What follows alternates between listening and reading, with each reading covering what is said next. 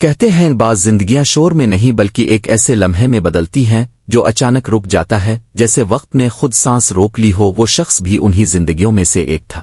اس کی عمر زیادہ نہیں تھی مگر تھکن بہت پرانی تھی، وہ ایسی تھکن جو جسم میں نہیں بلکہ نیت میں بیٹھ جاتی ہے۔ وہ صبح اٹھتا تو دن اس پر بوجھ بن کر گرتا، رات سوتا تو نیند اسے مکمل قبول نہ کرتی۔ اس کی زندگی میں سب کچھ تھا جو دنیا کامیابی کہتی ہے، مگر اس کے اندر ایک سوال مستقل جاگتا رہتا کہ اگر سب کچھ ہے تو پھر یہ خالی پن کیوں ہے؟ وہ اس سوال کو زبان پر نہیں لاتا تھا کیونکہ اسے ڈر تھا کہ کہیں یہ ناشکری نہ سمجھی جائے، اس لیے اس نے سوال کو دبایا اور عمل کو بڑھایا، زیادہ عبادت، زیادہ ذمہ داری، زیادہ خود کو درست کرنے کی کوشش۔ مگر جتنا وہ خود کو بہتر بنانے کی کوشش کرتا گیا اتنا ہی وہ خود سے دور ہوتا گیا، جیسے وہ آئینے کے سامنے کھڑا ہو مگر تصویر پیچھے ہٹتی جا رہی ہو۔ وہ رب کو مانتا تھا، اس پر یقین رکھتا تھا، مگر اس یقین میں ایک عجیب سی جلدی شامل ہو گئی تھی۔ وہ چاہتا تھا کہ سب کچھ واضح ہو، راستہ سیدھا ہو، دل مطمئن ہو، اور اگر مطمئن نہ ہو تو اسے لگتا کہ کہیں اس کی کوشش میں کمی ہے۔ اس نے کبھی یہ نہیں سوچا کہ شاید مسئلہ کوشش نہیں بلکہ گرفت ہے۔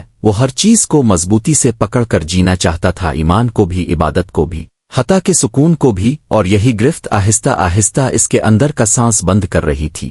ایک دن جب وہ حسب معمول اپنی عبادت سے فارغ ہوا تو اسے پہلی بار یہ احساس ہوا کہ اس نے سب کچھ کیا مگر کہیں پہنچا نہیں۔ یہ خیال بجلی کی طرح نہیں بلکہ دھند کی طرح آیا، آہستہ آہستہ، مگر پورے وجود کو لپیٹ میں لے کر وہ وہیں بیٹھا رہا، ہاتھ خالی، آنکھیں کھلی، اور دل پہلی بار تھکا ہوا نہیں بلکہ رکا ہوا تھا، جیسے کوئی گھڑی جو چلتے چلتے رک جائے۔ اسی لمحے اس نے محسوس کیا کہ اس کے اندر کچھ ٹھہر گیا ہے، اور یہی ٹھہراؤ اسے خوفزدہ کرنے لگا۔ وہ اٹھا اور بغیر کسی منصوبے کے گھر سے نکل گیا۔ اسے نہیں معلوم تھا کہ کہاں جانا ہے، بس اتنا جانتا تھا کہ وہ وہاں نہیں رہ سکتا جہاں سب کچھ حرکت میں ہو مگر اندر کچھ نہ ہلتا ہو۔ شہر پیچھے رہتا گیا، شور کم ہوتا گیا، اور اس کے قدم ایک ایسی راہ پر آ گئے جہاں زمین کچی تھی، درخت خاموش تھے، اور ہوا میں سوال نہیں بلکہ وسعت تھی۔ وہ چلتا رہا یہاں تک کہ ایک پرانے کنویں کے پاس جا رکا۔ کنواں خشک تھا مگر اس کے گرد بیٹھا ایک شخص گہری خاموشی میں ڈوبا ہوا تھا، نہ وہ دعا پڑھ رہا تھا، نہ ذکر کر رہا تھا، نہ کچھ مانگ رہا تھا، وہ بس بیٹھا تھا جیسے وقت اس کے لیے رکا ہوا ہو۔ اس منظر نے اس شخص کو اپنی طرف کھینچ لیا۔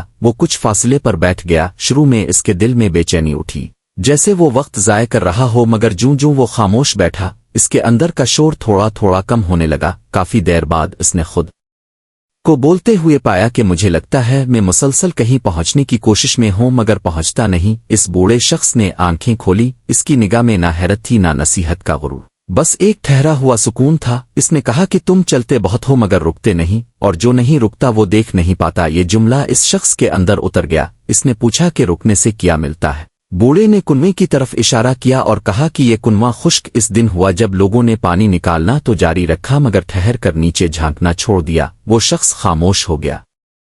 اس نے پہلی بار محسوس کیا کہ شاید اس کی زندگی بھی ایک ایسا کنواں بن چکی ہے جس سے وہ مسلسل عمل نکال رہا ہے مگر اندر جھانکنے کی فرصت نہیں۔ بوڑھے نے کہا کہ رب تک پہنچنے کے لیے چلنا ضروری نہیں، کبھی کبھی رک جانا زیادہ سچا قدم ہوتا ہے۔ یہ بات اس کے لیے نئی نہیں تھی مگر آج پہلی بار یہ بات اسے چبھ نہیں رہی تھی بلکہ کھل رہی تھی۔ وہ وہیں بیٹھ گیا۔ وقت کا احساس ختم ہونے لگا، نہ ماضی نے آواز دی نہ مستقبل نے کھینچا، وہ بس اس لمحے میں موجود تھا، اور اسی موجودگی میں اس نے پہلی بار محسوس کیا کہ اسے کچھ ثابت نہیں کرنا، نہ رب کو، نہ خود کو، نہ دنیا کو، وہ بس ہے، اور یہی ہونا کافی ہے۔ جب اس نے آنکھیں کھولی تو سورج ڈھل رہا تھا۔ بوڑھا شخص وہاں نہیں تھا، کنواں وہی تھا مگر اس کے اندر کچھ بدل چکا تھا۔ وہ واپس لوٹا تو زندگی ویسی ہی تھی، ذمہ داریاں ویسی ہی، مسائل ویسے ہی، مگر اب وہ ہر لمحہ پکڑنے کے بجائے اسے گزرنے دیتا تھا۔ وہ عبادت کرتا تھا مگر نتیجے کی ضد کے بغیر، دعا کرتا تھا مگر خاموشی سے لڑے بغیر، اور بعض دن ایسے بھی آتے جب وہ بس بیٹھا رہتا، نہ مانگتا نہ کہتا،